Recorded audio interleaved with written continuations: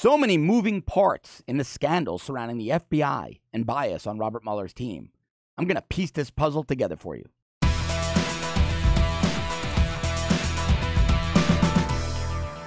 The big day today on Capitol Hill, FBI Director Christopher Wray is testifying to the House Judiciary Committee on whether or not there was corruption inside the FBI surrounding the Hillary Clinton email investigation and with regards to investigators on special counsel Robert Mueller's team. Now, excuse me for my voice. I've got a little bit of a cold today. I'm going to piece all this together for you, and I'm going to tell you about some outstanding questions Representative Jim Jordan asked Director Wray at the hearing.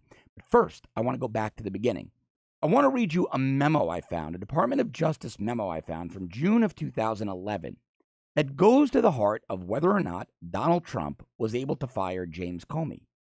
In this memo, the Department of Justice says, quote, "As we have previously concluded, the FBI director is removable at the will of the president."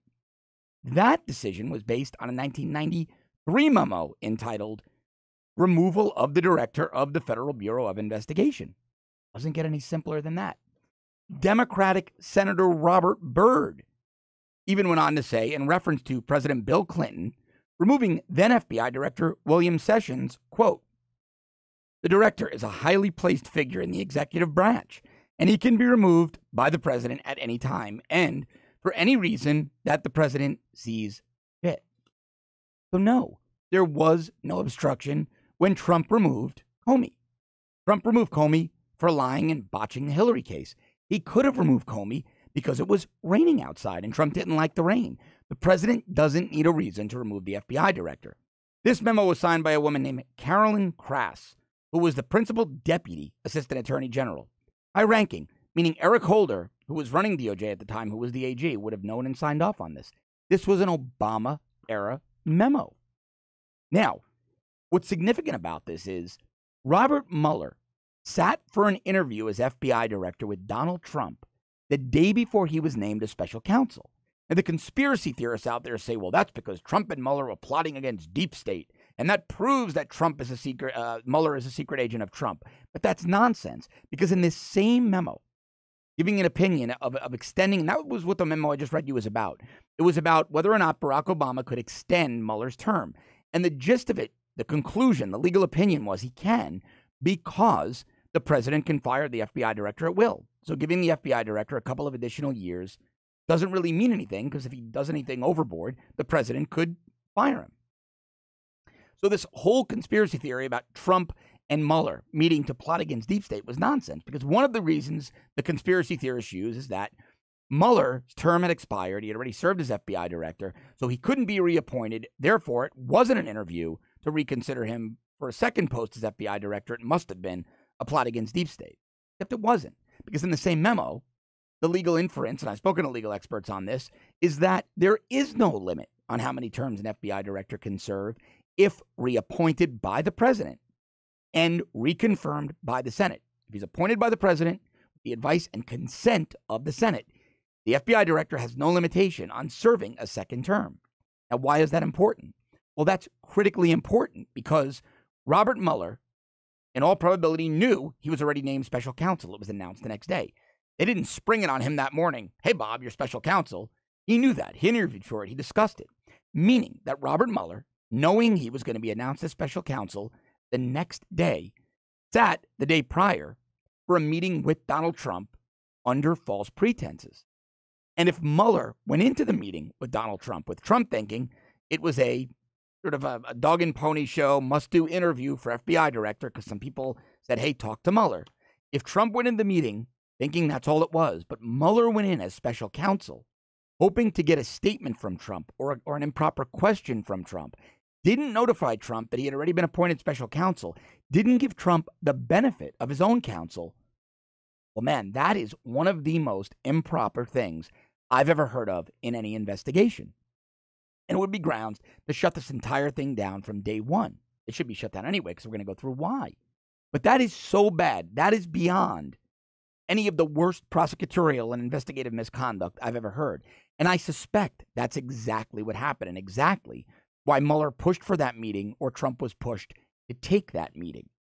Now, we know about all the players on the team, on Mueller's team, who have been proven to be biased, most notably Peter Strzok. And we're going to get in just a few moments to what Representative Jim Jordan asked FBI Director Christopher Wray about Strzok and the bombshell Jordan dropped, which I thought was outstanding. He's a rock star. Well, after Peter Strzok, we found out that one of the top lawyers on Mueller's team, a guy named Andrew Weissmann, wrote to Sally Yates, the acting attorney general that Donald Trump fired for not upholding his travel ban, for refusing to enforce his travel ban. Andrew Weissmann wrote to her after Trump fired her, "I am so proud and in awe. Thank you so much. All my deepest respects." She refused to enforce the travel ban that the United States Supreme Court just a few days ago found perfectly constitutional and upheld, with a few minor revisions. Well, after we found out about Weissmann, we found out another troubling detail. One of the special counsel members, Jeanine Rhee, another one of the prosecutors on Mueller's staff, represented Obama National Security Advisor Ben Rhodes, or it was Deputy National Security Advisor Ben Rhodes, this misanthrope on Twitter who just pushes Obama and Hillary's agenda. But even worse, even though one of the prosecutors, special prosecutors against Team Trump, represented members of Team Hillary, guess whose law firm she worked for at the time she did it? Well, she worked for a law firm named WilmerHale, where Robert Mueller was a partner. In short, Robert Mueller's law firm defended Team Hillary in the Benghazi hearings. It doesn't get any worse. So the same Judiciary Committee that today is questioning FBI Director Christopher Wray is going to next week on December 13th question Deputy Attorney General, essentially acting Attorney General, since Jeff Sessions has recused himself from all this, Rod Rosenstein. But I have no faith in Rosenstein either, because just yesterday, Wednesday, he told NBC News that he has faith in Mueller. He thinks Mueller's doing a great job. He thinks Mueller is fair and impartial. Now, what did Representative Jim Jordan say today that really changed my opinion on everything? Well, Representative Jordan asked Christopher Wray something very smart and very intricate. Now, earlier in the hearing, Christopher Wray testified, Director Wray testified that it would not be grounds for removal for an FBI to merely send a text with a political opinion, even to his mistress. The Representative Jordan basically said, well, everybody on Mueller's team is anti-Trump. Everybody on Mueller's team probably has sent anti-Trump texts and emails. So if that wasn't grounds for removal from an assignment, why was Peter Strzok really removed?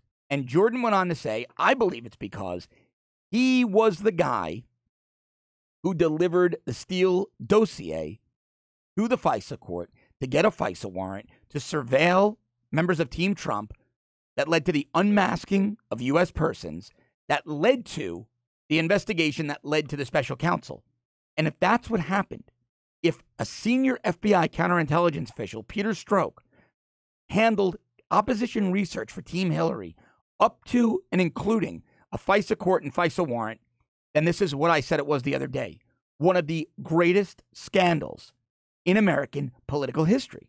Now, there was another detail that came out of this hearing that bothered me very much. Christopher Wray was asked a question about the changing of Hillary Clinton's culpability from gross negligence to extremely careless. And he said, well, they're pretty darn close, except they're not. Grossly negligent is a level of criminal culpability. Extremely careless is a platitude. One brings a conviction, the other one brings a shrug. So it was very disheartening to hear Director Wray say that. I truly believe we are witnessing, and I've said it before, the worst corruption scandal in American law enforcement and prosecutorial history.